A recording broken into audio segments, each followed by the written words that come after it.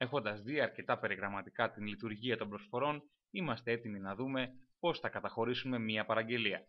Θυμηθείτε, όλα τα μαθήματα που έχετε παρακολουθήσει μέχρι στιγμής είναι περιληπτικά.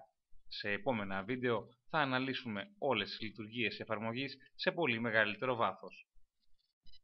Για το EasyQ, κάθε παραγγελία είναι ένα στιγμιότυπο μίας προσφοράς. Αυτό σημαίνει ότι από μία προσφορά μπορούμε να έχουμε πολλές παραγγελίες. Για να καταχωρήσω λοιπόν την παραγγελία μου, θα πρέπει να ανοίξω την προσφορά και να βρω το είδος του εντύπου αλλά και την ποσότητα που με ενδιαφέρει.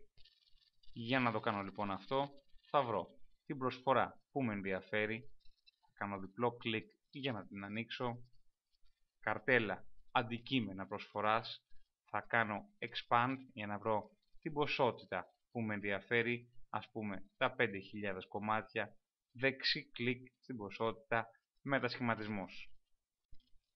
Από αυτή την καρτέλα μπορώ να καταχωρήσω τον τίτλο της εργασίας, ας πούμε λοιπόν ότι είναι το δίπτυχο αυτό έντυπο, το ποσοστό ΦΠΑ της παραγγελίας, η επιθυμητή ημερομηνία παράδοσης και η προβλεπόμενη από εμάς. Η επιθυμητή ημερομηνία βασίζεται στην ημερομηνία που επιθυμεί ο πελάτης να παραλάβει και η προβλεπόμενη στην δική μας πρόβλεψη παράδοσης. Κάνοντας λοιπόν αποθήκευση και κλείνοντας την προσφορά μου, θα κάνω κλικ στα έργα και θα δούμε την πρώτη παραγγελία που έχω καταχωρήσει στην εφαρμογή μου. Έχοντας την πρώτη παραγγελία μπορώ να κάνω και τις πρώτες σχετικές εκτυπώσεις. Θα κάνω διπλό κλικ να ανοίξω την παραγγελία μου, το έργο μου και θα κάνω εκτύπωση αναφοράς. Από εδώ μπορώ να εκτυπώσω λοιπόν την ανάλυση του κόστους, τι ακριβώς μου έχει στοιχήσει, γραμμή, κοστολόγιο, τα φιλμ, το χαρτί, η εκτύπωση, τα κόστη λειτουργίας, το συνολικό κόστος, η συνολική πώληση και το συνολικό κέρδος. Μπορώ να κάνω επίσης αναλυτικό τιμολόγιο, την αποκοστολόγηση θα τη δούμε αφού πλέον το έργο έχει εκτελεστεί, αναλυτικό τιμολόγιο για τον πελάτη, τι τον έχουμε χρεώσει, τα φιλμ, το χαρτί, η εκτύπωση πάλι και ούτω καθεξής, η τελική τιμή πώλησης. Μπορώ επίσης να τυπώσω μία παραγγελία για να τη στείλω στον πελάτη με ό,τι ακριβώς έχουμε πει, τα στοιχεία του πελάτη, το αφημί του, η ημερομηνία προσφοράς, η ημερομηνία ανάθεσης, η επιθυμητή ημερομηνία και η προβλεπόμενη από εμάς ημερομηνία, τίτλος, περιγραφή εντύπου, τελική τιμή και ΦΠΑ.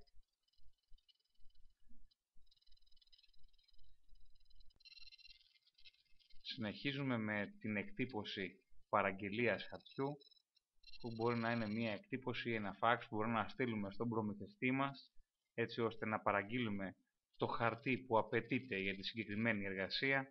Βλέπουμε λοιπόν εδώ ότι θα πρέπει να παραγγείλουμε το Garda τριπλής επίχρησης Illustration 170 γραμμάρια 6186 από τον προμηθευτή Τελακοχάρτ, 650 φύλλα και το σημείο που θα πρέπει να παραδοθεί. Περνάμε στην επόμενη εκτύπωση που είναι η γενική εντολή παραγωγής, αυτή που θα ακολουθήσει την παραγγελία μας σε όλα τα στάδια. Βλέπουμε λοιπόν ο αριθμός παραγγελίας, ο πελάτης, πάλι οι προβλεπόμενες και οι επιθυμητές ημερομηνίες παράδοσης, ο τίτλος, η ποσότητα, η περιγραφή και το σχήμα εκτύπωσης που θα τυπώσουμε, η αρχική ποσότητα του χαρτιού που θα χρειαστώ, τα 650 φύλλα, 625 φύλλα καθαρά, 25 φύλλα φύρα, τα εκτυπώσιμα 2.600 φύλλα, αυτό σημαίνει ότι το χαρτί θα κοπεί στα 4, τα καθαρά μου φύλλα, τα εκτυπώσιμα και η φύρα που θα χρειαστώ. Συνεχίζουμε με τα φιλμ, η εκτύπωση θα γίνει στην ΚΤΟ, στο σχήμα εκτύπωσης 30x43, τρόπος εκτύπωσης τούμπα γωνία και τεμάχια στο φύλλο 2. Οι συνολικές εργασίες που θα χρειαστούν και τυχόν σχόλια ή παρατηρήσεις που θα χρειαστούν για την εργασία αυτή που θα πρέπει να προσέξουν στο στάδιο της παραγωγής, εάν και εφόσον έχω συμπληρώσει.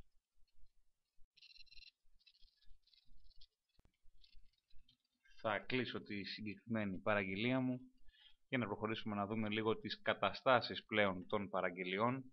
Για να αλλάξω μια κατάσταση μπορώ να κάνω δεξί κλικ και να δώσω τη νέα κατάσταση της παραγγελίας, όπου μπορεί να είναι εκτύπωση, παραδόθηκε ή οποιαδήποτε άλλη εμείς έχουμε καταχωρήσει, έτσι ώστε να γνωρίζουμε το στάδιο ή τη φάση παραγωγής της παραγγελίας μας. Φυσικά αυτή η οθόνη θα αποκτήσει πολύ μεγαλύτερο ενδιαφέρον όταν έχουμε καταχωρήσει πλέον όλες τις εργασίες που βρίσκονται σε στάδιο παραγωγής εντός της επιχείρησής μας. Μια τέτοια οθόνη μπορεί να έχει μια τέτοια μορφή. Παρατηρήστε ότι σε αυτήν την οθόνη κάθε παραγγελία έχει την δική της κατάσταση, αναμονή παραλαβής, προειδοποίηση διαγραφής. Όλες λοιπόν οι καταστάσεις εντός των παραγγελιών μας, εντός της επιχείρησής μας, χωρισμένες ανά πελάτη, τίτλο εργασίας, ποσότητες, τελικές τιμές πώλησης και όποιο άλλο πεδίο με ενδιαφέρει. Θα μπορούσα να χρησιμοποιήσω τα φίλτρα αναζήτησης πατώντας το F5 ή πατώντας το πλήκτρο εδώ του φίλτρου, το φιλτράρισμα, για να κάνω μια αναζήτηση μιας παραγγελίας, είτε με τον πολιτή, είτε με το είδος του αντικειμένου, είτε με τον περιγραφητή, είτε με το όνομα του πελάτη, τον τίτλο εργασίας, ακόμα και με κόστος ή τιμή πώλησης ή ποσότητα. Θα γυρίσουμε στην προηγούμενη οθόνη, όπου η παραγγελία πλέον είναι μία, και να δούμε πώς πλέον μπορώ να εκτελέσω αυτό το έργο. Θα κάνω διπλό κλικ να το ανοίξω και θα πατήσω το κουμπί της εκτέλεσης, όπου το σύστημα θα μας ρωτήσει για τους απολογιστικούς πλέον χρόνους που προέκυψαν. Οι ερωτήσεις αυτές θα γίνουν εφόσον δεν έχει χρησιμοποιηθεί ο Job Manager, ένα άλλο κομμάτι της εφαρμογής EasyQ, από το οποίο μπορούν να καταχωρούνται και οι πραγματικές ώρες κάθε εργασίας ξεχωριστά. Ο Job Manager μπορεί να τρέχει σε οποιοδήποτε υπολογιστή με τη μορφή touchscreen ή όχι, έτσι ώστε ο κάθε εργαζόμενος σε κάθε στάδιο παραγωγής να μπορεί να ενημερώνει το σύστημα πότε ξεκινάει και πότε σταματάει κάθε εργασία.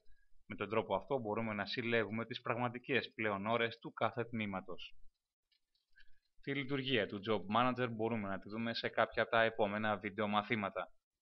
Το συγκεκριμένο λοιπόν μήνυμα μας ενημερώνει ότι δεν υπάρχουν χρόνοι από το Job Manager, δεν υπάρχει αυτή η πληροφορία. Για τον λόγο αυτό το σύστημα μπορεί να περάσει ως απολογιστικούς χρόνους τους προϋπολογιστικούς, τους χρόνους δηλαδή που εμείς είχαμε προβλέψει. Και αυτό για κάθε χρόνο ξεχωριστά. Θα απαντήσω λοιπόν ναι για όλα τα κοστολόγια και το σύστημα έχει πλέον εκτελέσει την συγκεκριμένη παραγγελία. Για να μπορέσω να διαχωρίσω τα εκτελεσμένα από τα μη εκτελεσμένα έργα, θα κάνω κλικ στο φίλτρο των option και θα δώσω τα μη εκτελεσμένα έργα. Κανένα λοιπόν ανεκτέλεστο έργο και ένα εκτελεσμένο. Για μια γρήγορη εναλλαγή μεταξύ των μη εκτελεσμένων και των εκτελεσμένων έργων μπορώ να χρησιμοποιήσω τις συντομεύσεις του πληκτρολογίου μου, F7 για τα μη εκτελεσμένα έργα, F8 για τα εκτελεσμένα έργα και F9 για όλα τα έργα. Όπως στις προσφορές, έτσι και στα έργα έχω φίλτρα αναζήτησης μίας παραγγελίας με πολλούς τρόπους. Για να εμφανίσω τα φίλτρα μπορώ να πατήσω το κουμπάκι φιλτραρίσματος ή αλλιώς το πλήκτρο F5 και να μπορέσω να αναζητήσω παραγγελίες με κριτήριο το κόστος ή την τιμή πώλησης ή την ποσότητα.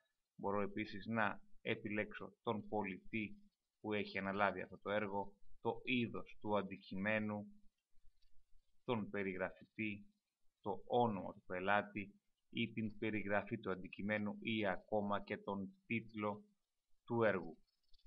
Για να επαναφέρω ένα έργο από εκτελεσμένο σε μη εκτελεσμένο, Αυτό που θα πρέπει να κάνω είναι να μεταβώ στα πλέον εκτελεσμένα έργα με F9, να ανοίξω αυτό το έργο, αυτή την παραγγελία με διπλό κλικ και να πατήσω το κουμπί ακύρωση εκτέλεσης.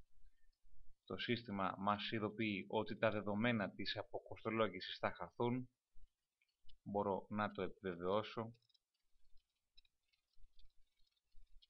και το έργο πλέον θα μεταβεί ως μη εκτελεσμένο στην εφαρμογή μας.